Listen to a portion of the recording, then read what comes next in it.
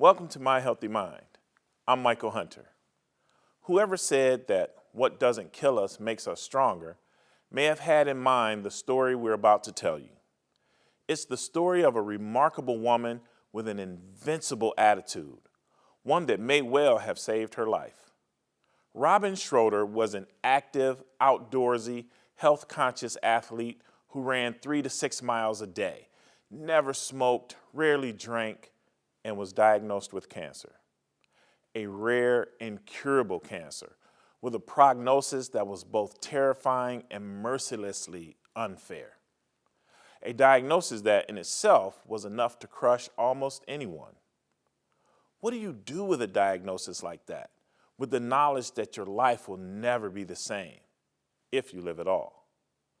Stay with us as we unfold the amazing journey of a woman who harnessed the power of positive thinking to heal and to fully, truly live.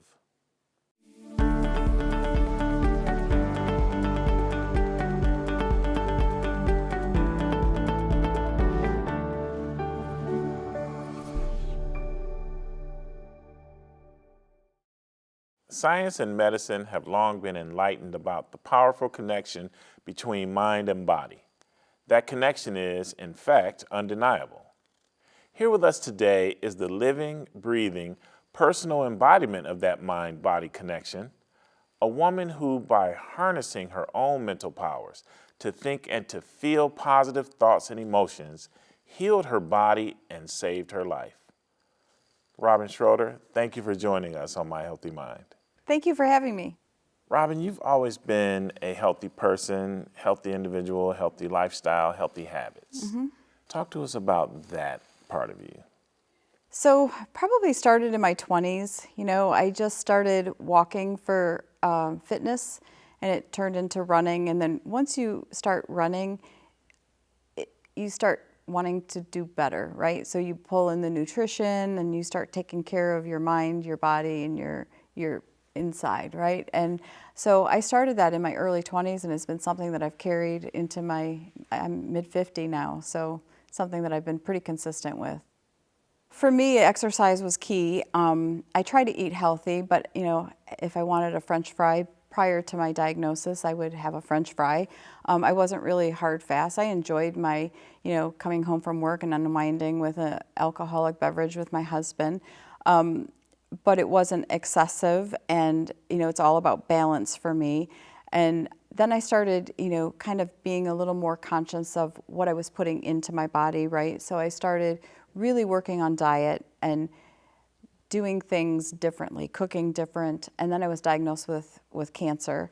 So once I got that cancer diagnosis, my world flipped, right? I continued the exercise, but I went one step further, and I try to eradicate all processed foods. I do not drink alcohol. I've cut everything out. I'm primarily just a water drinker now. So I just wanted to be better. And then I started the mindset of we have one body and we have to treat it right. And then eventually you were 53 years old and you have this diagnosis come about. Correct. How was that for you? Mind-blowing.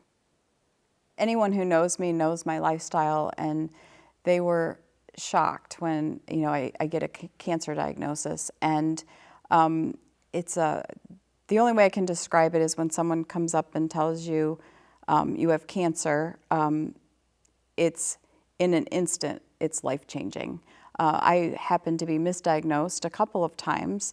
My type of cancer is rare, and many people go years without diagnosis. And it was found on a subsequent CT scan for a diverticulitis attack. And they found a spot on my pancreas, and they felt that it was pancreatitis. So I wasn't happy with the approach that my doctor was using, so I sought out a third opinion. And in that, they reread the original scans. I had an MRI and a CT, and they found that I had pancreatic cancer. And when you received that diagnosis, did you begin to, because of their healthy lifestyle living, you couldn't blame it on this, that, or the other? How did you handle it, like trying to understand why it happened? Well, with cancer, we know that it's not genetic. I was genetically tested, so I know it's something in my environment, right? So I could go back, and they figure I've had cancer for about 10 years. And did you think it was something in particular in your environment?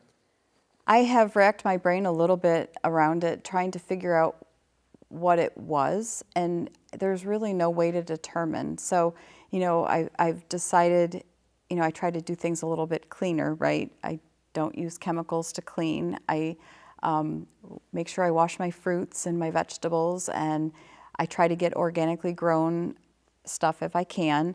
I've eliminated, I would say, 99% of processed foods, and I do not eat at restaurants like I used to.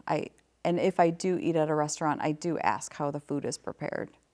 But your doctors blamed you. They didn't say genetics, environment. They blamed you. They How did. was that? Yeah. So when I was initially diagnosed, they felt I had chronic pancreatitis. So chronic pancreatitis is an inflammation of your pancreas, and it can be caused by many things.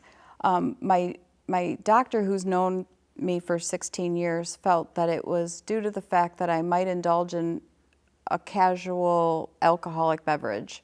And I kind of looked at him strange, and I said, no, I don't think that's it. And he basically told me that it was my fault because I drank too much. And I was really devastated by that because, he looked at me and said, you were a runner, you took good care of yourself, what the heck happened? And I said, nothing's happened. I've not changed my lifestyle at all. I still care very, very much for my body. And so I went home, and I was telling my husband about that, and he was like, there is no way, there is no way. So when I went for my third opinion, I took my mom and I took my husband with me so they could defend my lifestyle. And they basically assured me that there's so many things that can contribute to this, because initially they were treating me for chronic pancreatitis as well, until they got all of the testing back, and they wanted to reread the original scan. And when they reread the original scan, they found that that mass on my pancreas wasn't a calcification, but it was a tumor. And so you have the diagnosis to deal with. Now, what do you do with it? So I contacted, my doctor contacted me. She's a pancreatic specialist, and she felt that I had two options. My options were to talk with a pancreatic surgeon and get with him and then determine a path. And their plan of action was we can watch and wait and scan every 6 months, or we can do surgery. And the surgery for me was the Whipple surgery. It's pretty invasive, it's life-altering, and it's a pretty scary step. But for me, I feared cancer more than I feared the Whipple surgery. And it really took a couple of weeks to make that determination for me. I had to really soul search. I had to do this for my son, and I wanted to do this for my dad. I lost my dad 13 years ago, and I couldn't imagine if he was living that I would just succumb to a disease and not do the best I could to recover. So your recovery should have been 5 months, and I think you were up and at 'em in days, right? Yeah, they get you walking as soon as you can, but a lot of people don't really like walking because it hurts, right? And so as soon as I was able to, they got me up the next morning. My surgery was a success, and I was, one of the patients. Every time I'd go by the nurse's station, I'd be waving. They'd be like, how many steps, how many steps? And I think it was like day 3, I had 4,000 steps in, and then I just kept going. And if you've trained for a marathon or a half marathon, it's baby steps, right? You have to get up and one foot in front of the other, and it's going to be painful, but at the end, when you get to that finish line, it is a remarkable feeling. And for me, the finish line was getting out of the hospital. The next day after I got home, in the morning, I got up in my pajamas and my slippers. I walked to the end of my block, which is, maybe the size of a football field. And my mom was babysitting me, and I said, I think I can do better. So that afternoon, I went around the block. And then by the second or third week, I was up to 3 miles. It's very hopeful, and you attribute that to positive thinking. Yes. Talk to us about that. So prior to my Whipple, I always feel that happiness is like from within. And I started taking this course through Yale University that is focusing on the mental mindset, and that a lot of the stuff we control, right? We get influenced by social media, and we feel that, you know, we have to kind of keep up with everyone else, but it's really within what you do, what makes you happy. And so I had taken that course while I was, like, you know, during my diagnosis, right? And then I thought I better hurry up and finish it so I can at least get my certificate before surgery, because who knows? Like, you know, I don't know. I just want to get this before I'm done. And so when I was walking through the hospital, I was like kind of, you know, looking at patients, right, that were bedridden. And I remember one of the nurses telling a patient, "You're not going to get out of this hospital unless you move."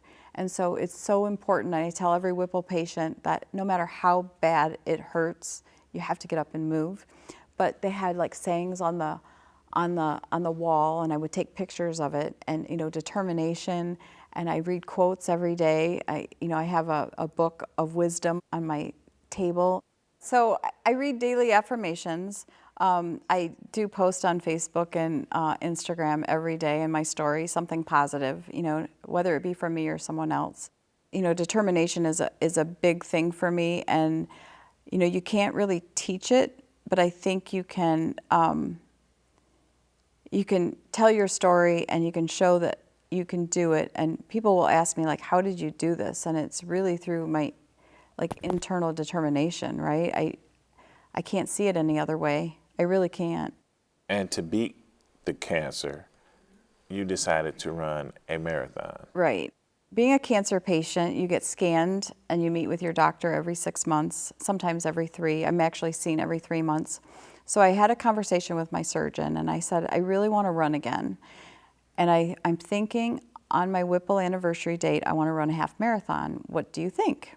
And he chuckled and said, I want to see how that works out. And I told him that, you know, having a cancer diagnosis wasn't going to win, that I was going to deal with my cancer, and I was going to give it the best ride it could, you know, we could have, right?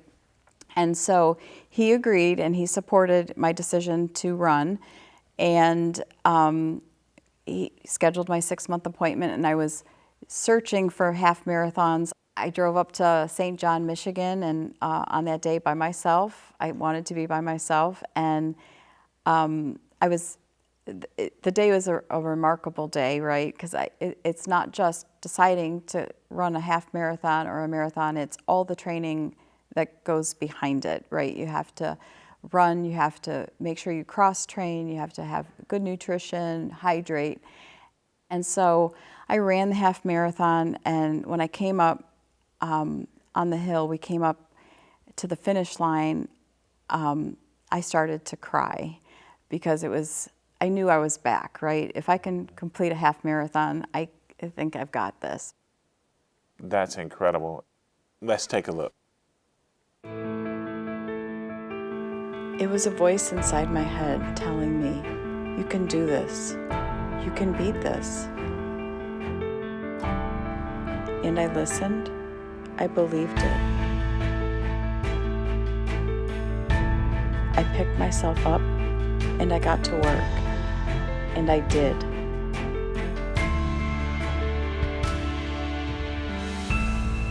I beat this.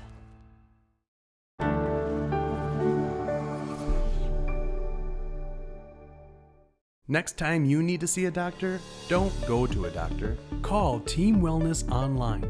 With Team Wellness Online, you can see a doctor or a therapist without waiting, usually within 24 hours. Your televisit is private and 100% secure, and you can take all the time you want. So next time you need to see a doctor or therapist, call Team Wellness Online at 888-813-TEAM to make a virtual appointment, and we'll come to you. At Team Wellness Primary Care Center, you will find all the basic services you need to be well and stay well. Come in for all your screenings. Come in for routine physicals and checkups. Come in for full-service dentistry. Come in for vaccinations and immunizations. At Team Wellness Primary Care Center, we take care of your total health. Team Wellness Primary Care Center. Come on in.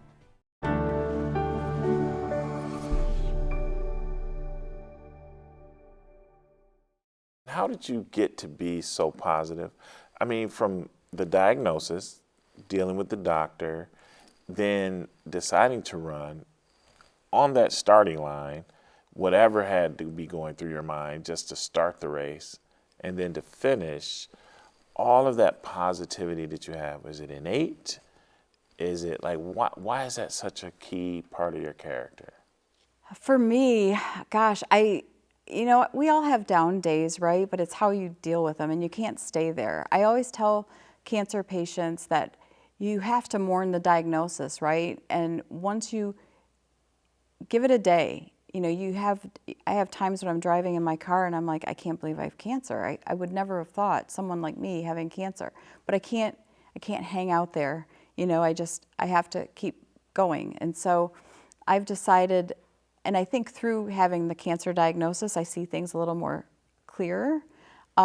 There's so much gratitude that comes in with a cancer diagnosis because there's so many things that could have been, and there's so many things that could be, and I really don't want to spend the time that I have left with my son or my husband or my mom dwelling about something I can't control, right? We know I have cancer. I know that I'm going to deal with this every day the best way I can, but I can't let it rule me. And so I find that a lot of cancer patients just give in to the diagnosis, and you just can't. You got to find a way. I've been really fortunate to have two wonderful parents, right, that were very positive, supportive, and I just think when I look at the combination of both of my parents, I've got a little bit of both.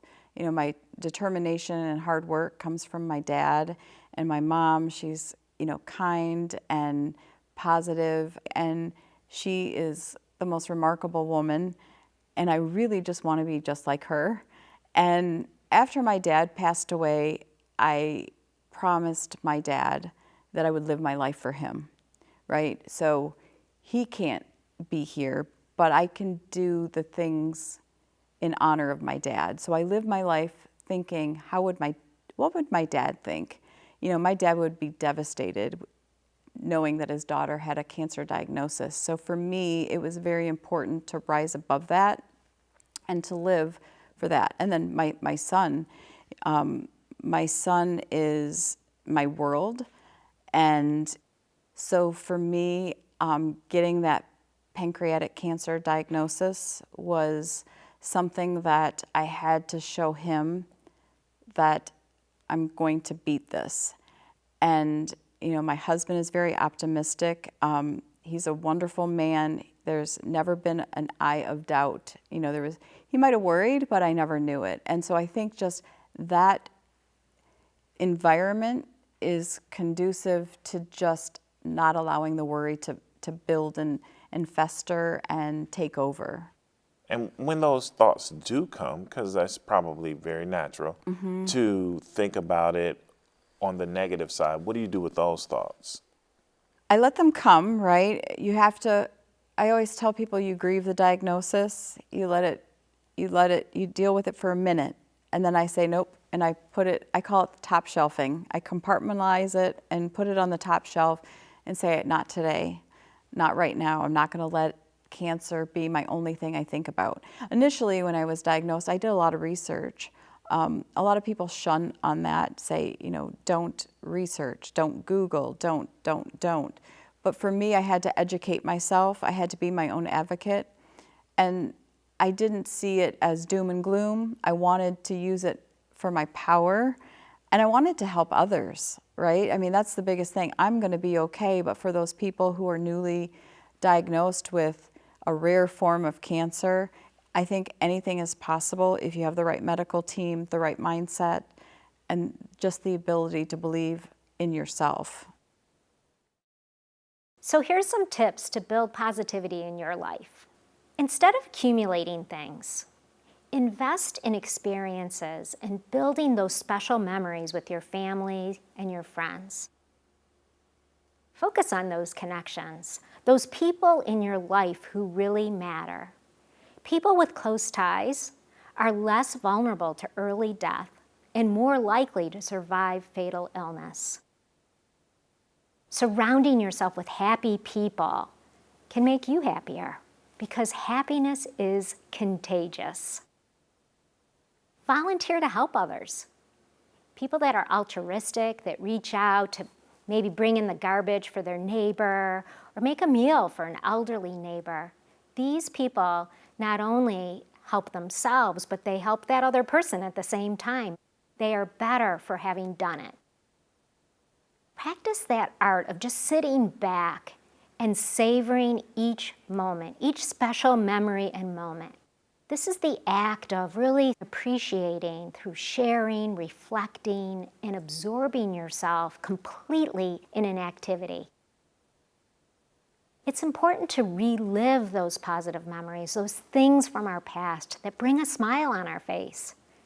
Research has shown that reflecting on a happy memory for 8 minutes a day, 3 times a week, can increase positive emotions 4 weeks later.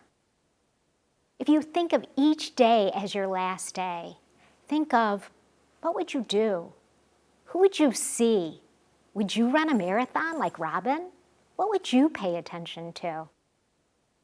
It's so important to live a life in which you practice gratitude, in which you feel grateful for each and every little thing that happens to you.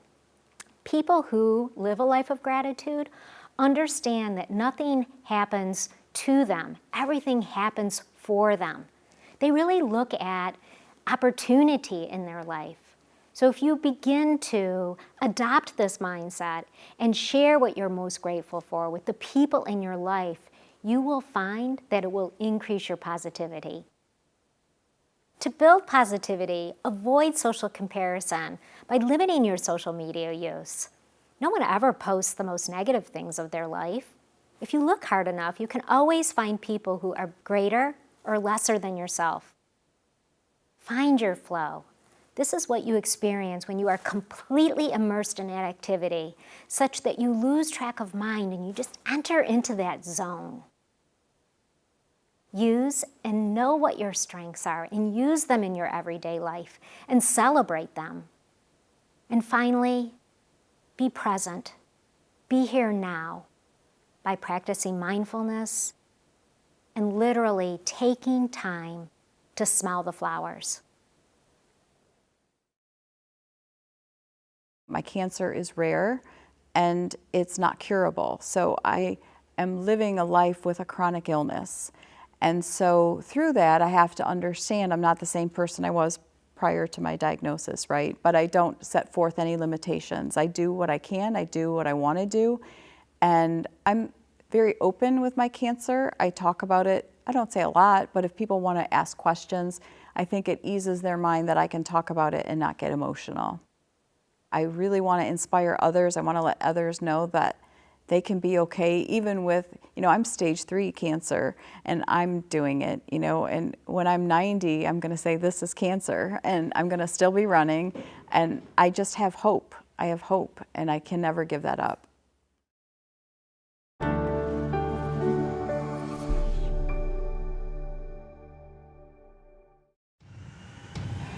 If you're having any kind of mental health crisis,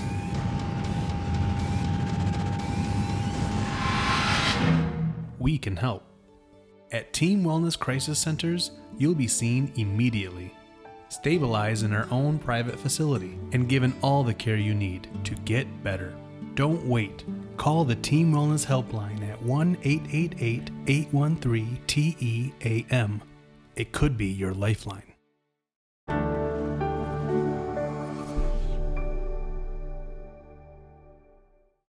Thank you for joining us today as we explored the power of positive thinking to heal both mind and body through mindful meditation and self-awareness, focusing on and visualizing the positive rather than the negative, acknowledging and facing down your fears, practicing gratitude, compartmentalizing negative feelings, cultivating support and friendship, volunteering for meaningful causes, pushing yourself, and choosing to be happy.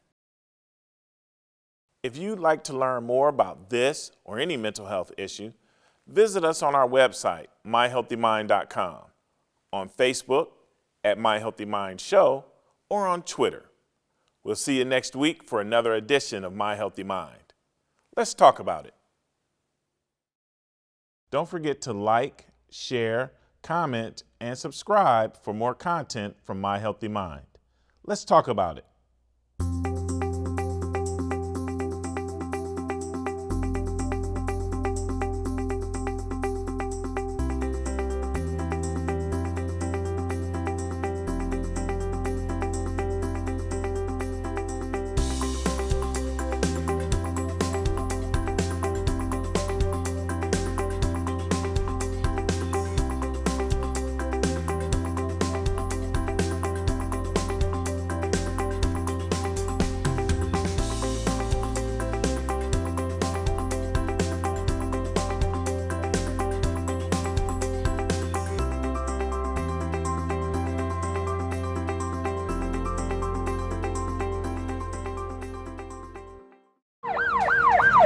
Until recently, people in psychiatric crisis had very few options. Basically, they could be taken to a hospital emergency room and inpatient treatment, or to jail. But now, there's a better way. Team Wellness Psychiatric Urgent Care Center of Metro Detroit, an official certified community behavioral health clinic. What this means is that now, people experiencing any kind of mental health or substance abuse crisis can be taken immediately and directly into treatment at our safe, certified crisis stabilization unit, to be immediately assessed, stabilized, and triaged by our team of intake medical doctors and psychiatrists, to undergo intensive psychiatric therapy for up to 23 hours in one of our private or semi-private rooms, to be fully evaluated for short-term care and given a warm handoff into proper ongoing treatment, and to receive continuing long-term clinical and peer support services based on a thorough, thoughtful discharge plan drawn up case by case. For those in the throes of a substance abuse crisis, our response would be the effective, evidence-based practice for treating substance abuse, including Suboxone. In cases of attempted suicide, certified suicide prevention specialists are on call, and our mobile crisis response team ready for dispatch. In any mental health emergency, our Psych Urgent Care unit is open 24/7 to receive and treat those in crisis. And in all these cases, law enforcement can bring subjects to Team Wellness to divert from jail or the emergency room. This kind of direct access will save time and save lives.